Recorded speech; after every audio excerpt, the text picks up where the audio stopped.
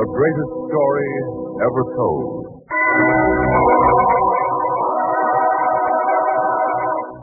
Presented by the United States Armed Forces Radio Service.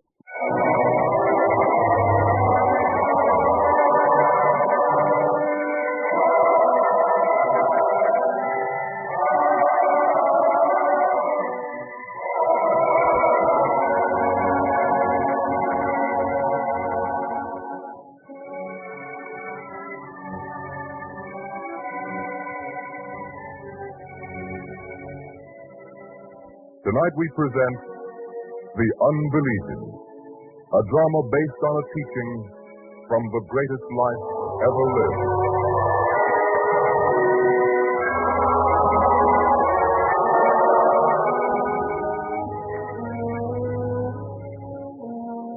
In a Galilean town that faces on the Great Sea, there is sudden activity down at the waterfront. For one large vessel has just run up a flag signifying that she will sail with the tide. Casks of water and much food are being hauled down to the shore for loading. And the captain is not only busy giving his orders, but is also talking to the merchant, Aaron. Mind you, Abner, throw those casks securely. Now, Aaron, what do you say? Time's short, I have to know. Well, a man has to have time to think. Think? Nothing to think about. I told you where I'm sailing woolen cloth is as precious as food. They'll pay for it in gold. Let me take all the cloth you can spare, and I'll bring you back enough money to pay for it 3 times over, even after my share. Well, Aaron? I don't know. Risk a good part of my possessions, and a vessel can sink. No vessel of mine has ever been lost, Aaron. I know, but I have to be a little more cautious than most men. What do you mean? Well, a man doesn't like to talk of it, but I have a son, and he's not a well lad. Not that he's sick all the time, mind you, but suddenly from out of nowhere, the sickness seems to come on him like an evil spirit. And when it strikes him, he tosses and twists frantically as though he had a struggle going on inside of him, as though he wanted to throw off the evil spirit. Too bad, that. I've heard of such sickness. Well, you can understand that I must always have money to take care of the boy. I can't risk losing a good part of what I have. I see. Well, I'll find another merchant who'll do it. Now, wait. I'll return to the house, talk to my wife. I might yet decide to do it. Give me an hour, huh? An hour? All right, an hour, but no longer. I must sail with the tide. All right, men, careful with the loading.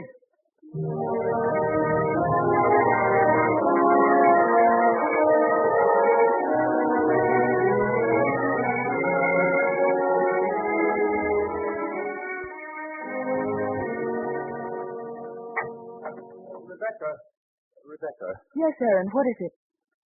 You're out of breath. Is there something wrong? Oh, no. It's just that the time's come to make an important decision. It must be made in a hurry. I want your advice. Well? If we could triple our money... Triple it? How? All I have to do is entrust most of my stock of woolen cloth to Nathan, the sea captain. He'd take it to a port where he assures me he can sell it for 3 times its price here. Nathan? He's a very honest man. And a good captain, too. Why not do what he asks? Well, you know how the seas are. Gales blow up suddenly. Huge waves. Treacherous rocks. Anything could happen. But isn't that one of the risks of doing business? Is it a risk I can afford to take? After all, we must think of Michael. There must always be enough money for him. Oh, Aaron. Aaron, why did it have to happen to our son? Our only child. Did anyone ever expect it? The first time it happened, I thought the end of the world had come for us.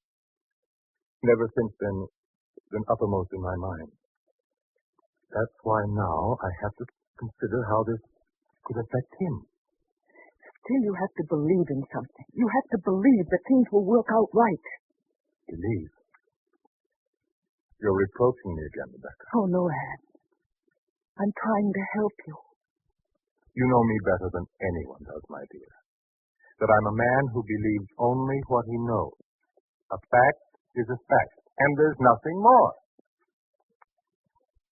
Aaron, tomorrow the master will be here again. No, please, don't ask me to go. It would be mockery. I don't believe. Can't be. I don't belong there. If you'd only try. Don't make me feel it.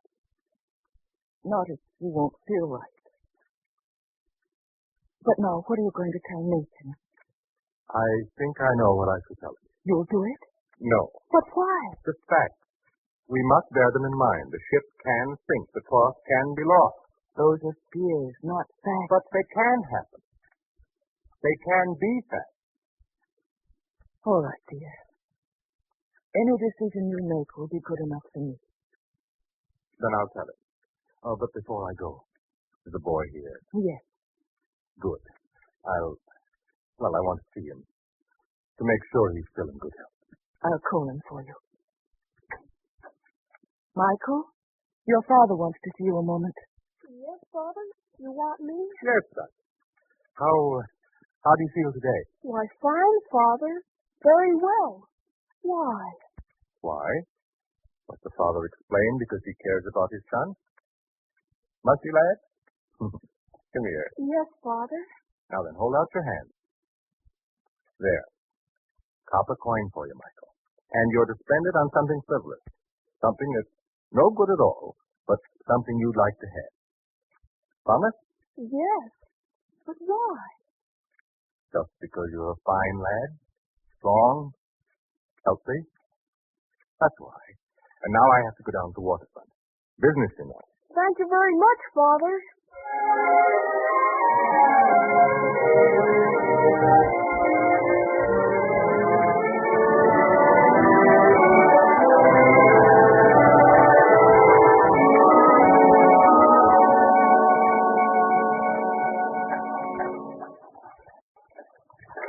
Well, Aaron, back I see. Have you decided? The answer is no, Nathan.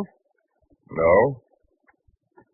Say, what kind of businessman are you? Don't you like to make an honest profit? The risks are too great. Too many things can happen. Aaron, if I felt the way you do, I'd never take my vessel out of sight of land. I told you before that I know. But still, if a man does his job right, he has to have faith that everything else will turn out well.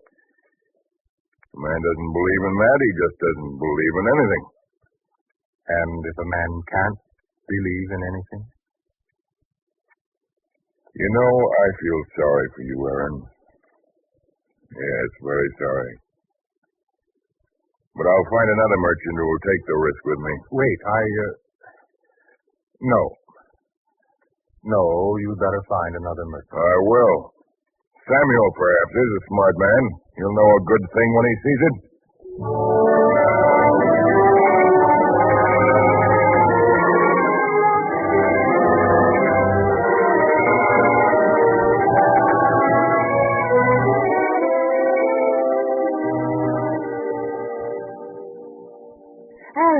Aaron, I'm glad you're early today. What is it? Not the boy. Oh, no. Samuel has just come by to see you. He's in here. Samuel?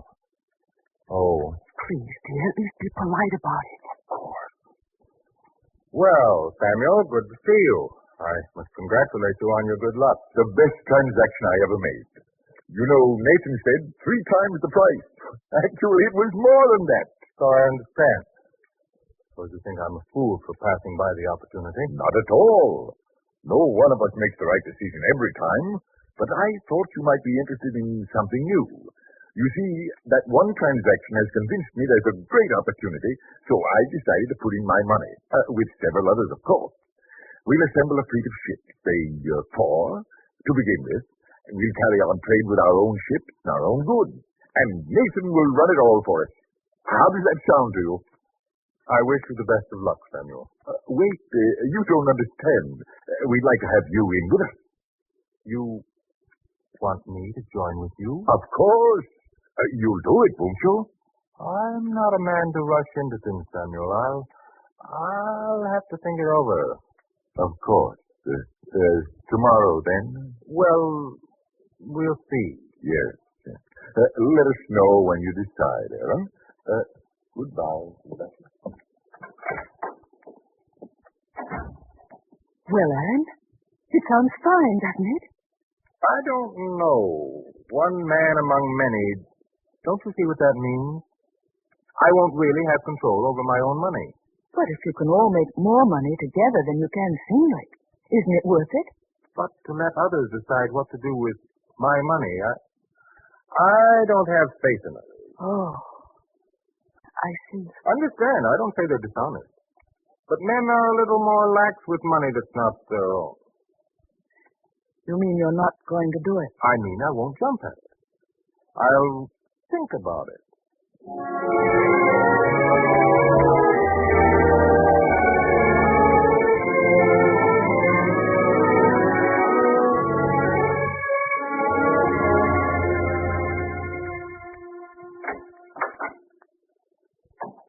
Aaron, have you seen them? Talked to them? Yes. And? I couldn't do it. Well, at least you made up your mind.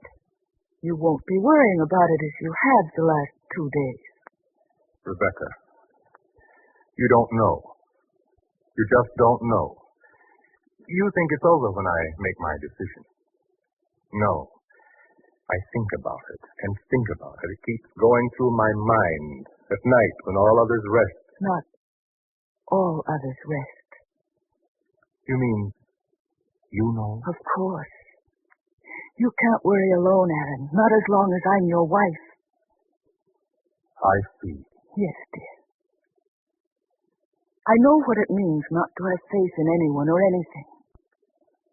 It means you live alone in a world full of people who want to be your friends, but don't get the chance. You? I have faith in you. Yet you've never had enough faith to do what I asked. About the master? Yes. You're right. I guess I don't really have faith in you either then. That's not the worst of it, Aaron. Don't you see? You don't even have faith in yourself. But I do. Do you? Here were 2 times when you were faced with a good opportunity, and yet you couldn't make up your mind to do it. It's always been the same. That's the bad part, Aaron. A man without faith is a man without faith in himself. Rebecca. Yes, Aaron.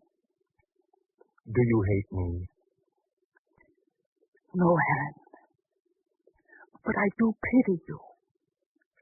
And I want to help you. If you want help. I don't know. I have no faith. And I don't even know where to start to have it. I'm lost.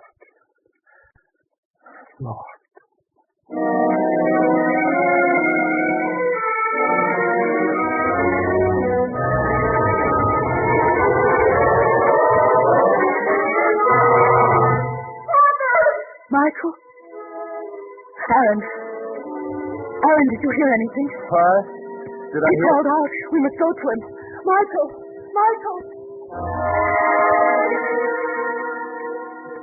Son, do you hear me? He doesn't hear me, Rebecca. Again. It's happened again, Aaron. Yes, dear. We mustn't lose our heads. We must do what we can. Do. What can we do? Wait. Just wait. I guess that's all. Poor boy. Poor boy. To be so stricken.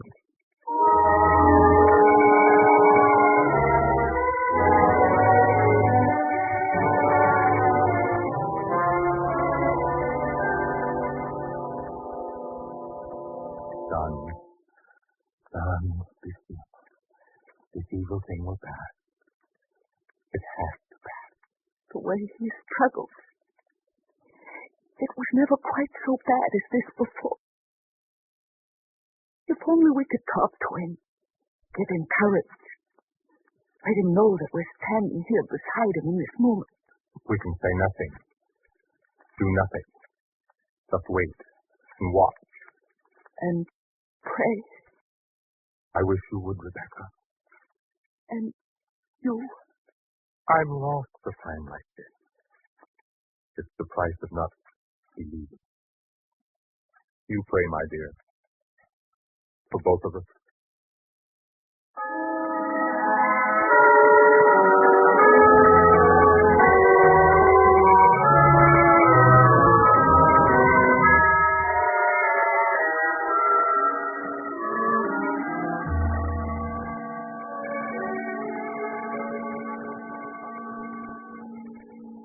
Rebecca, morning. I wondered if it would ever come. I must go in and have a look.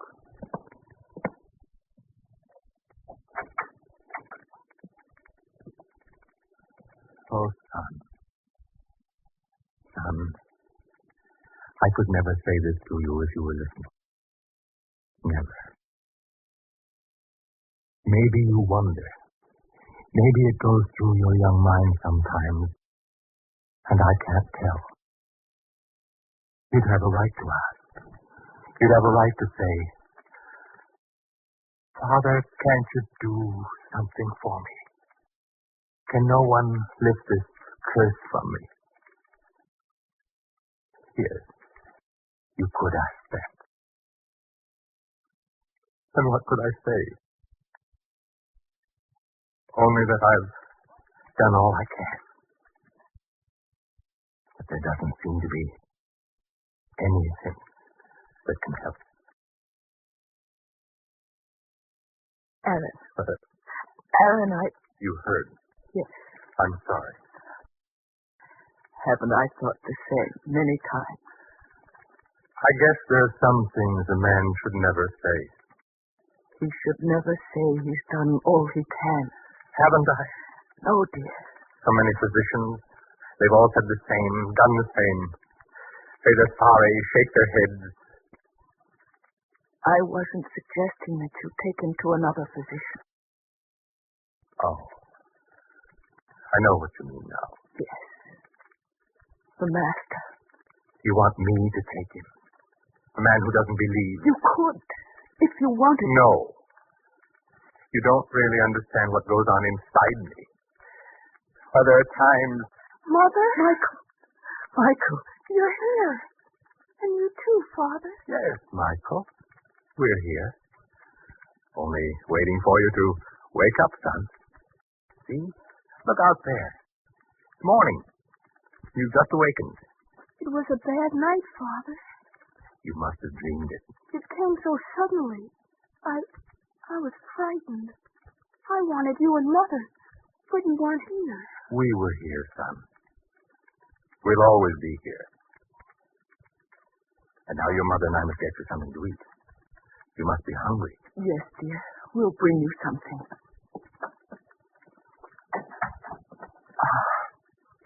He's better.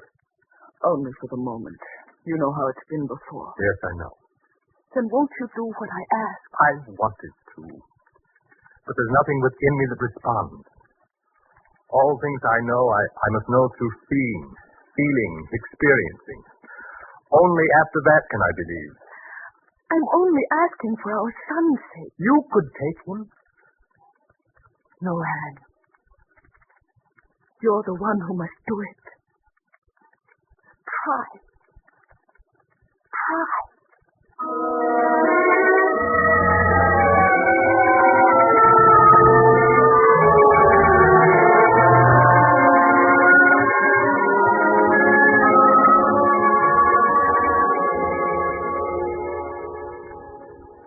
Rebecca, he doesn't look well again.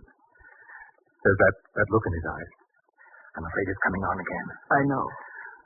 So we must wait the next weeks in dread that will happen once more. And because you have no faith, we do nothing, not even for our own son. Perhaps rob our son, too. Oh, I've thought about it. But there's still something missing in me. Perhaps if we started out, the three of us, on the road it might come to you, the ability to believe. We could find him. We could talk to him before this dread thing struck Michael again. Do you think so? We could at least try. For our own son. Oh, Aaron. Aaron, give him this chance before it's too late. The next time he may die. Please, Rebecca, don't cry. This time I'll do as you say. For the boy's sake, we'll go.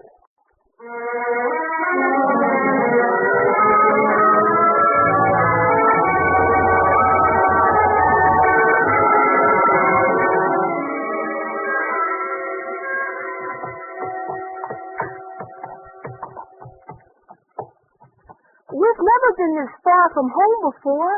No, Michael. And do you feel well, son? A little tired, but I can go on.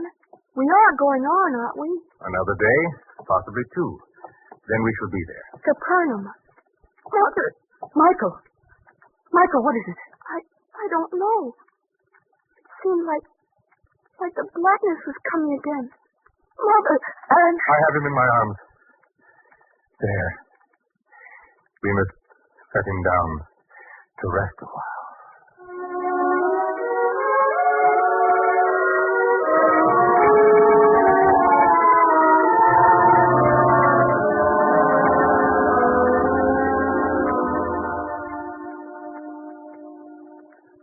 It's growing dark. Will we stay here by the roadside forever? He's more ill now than he's ever been. This time is the worst of all. What can we do for him here? The water's already gone. With nothing to wet his lips with but tears. I know. Rebecca. Yes, Aaron. You have such faith. You're always believing. But if there is any power in this master you worship, then I shall find it out. What do you mean, Aaron? I shall carry the boy in my arms the rest of the way. All the way to Capernaum. Can you do it? I can do anything. If it's for my son. It means traveling all night. I can do it.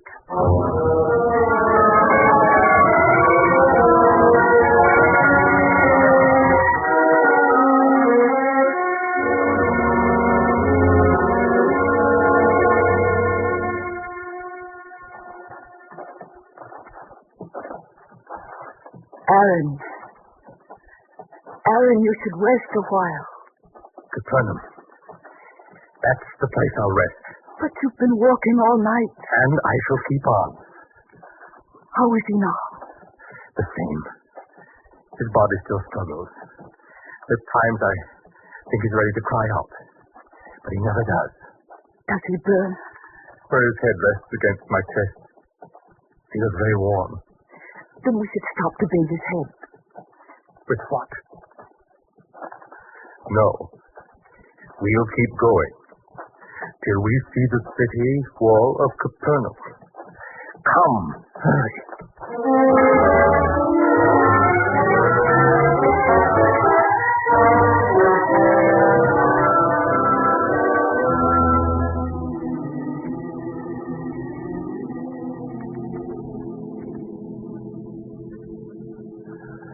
Well, Rebecca, is this the place?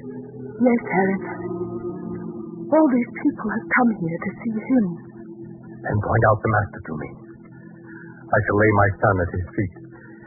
Let me look. Hurry, Rebecca. Our son dies. I can feel it. There.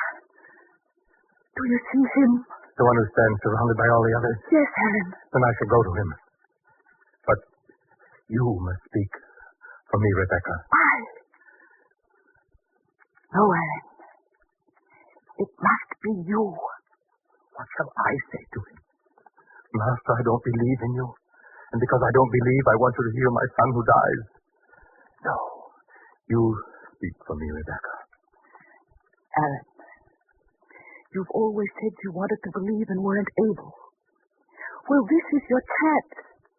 Tell him, honestly and humbly, what's in your heart. And then see if he'll help you to believe. Our son's life hangs on it. If I didn't have faith, I wouldn't be here. Go, Aaron. You ask him. Then be with me, Rebecca. Beside me.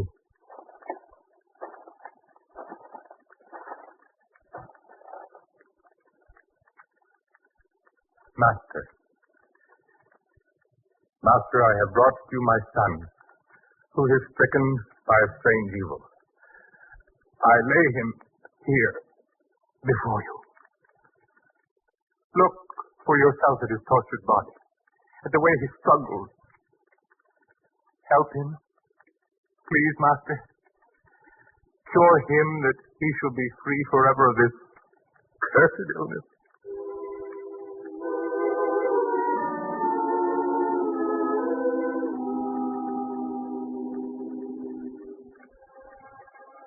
How long is it ago since this came unto him? Since he was a little child, Master. But now, this moment, he seems closer to death than ever before. Master, if you can do anything, have compassion on us. Help us. If thou canst believe, all things are possible to him that believeth. Believe? This moment more than any other, would I want to believe? Yes, I want to believe. Help me, Lord, in my unbelief.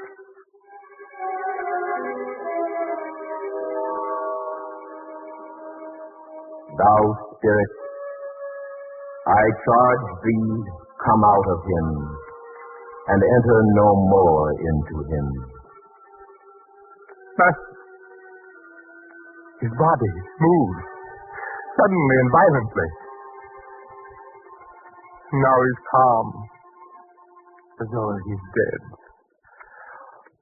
Oh, Master. Master, why do you reach down to take his hand? And you lift him up, Master. Master.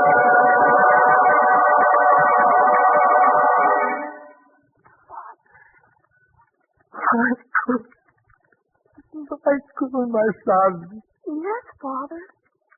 Why do you say it that way?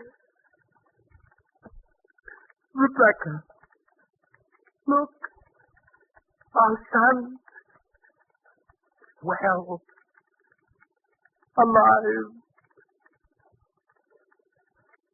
Master. Master. Now I can believe. I see. And what I see is changed by unbelief to great faith. I have faith in you, in my fellow men, in my wife, even in myself. My whole life has changed, Lord. I am no longer alone.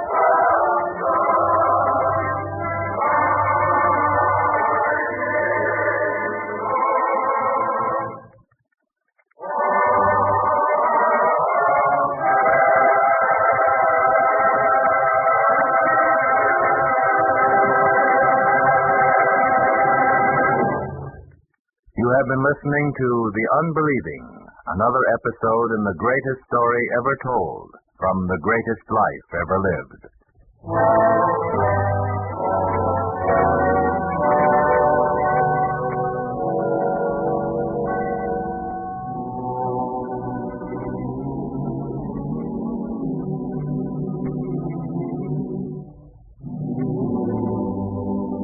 The Greatest Story Ever Told was a presentation of the United States Armed Forces Radio Service, the voice of information and education.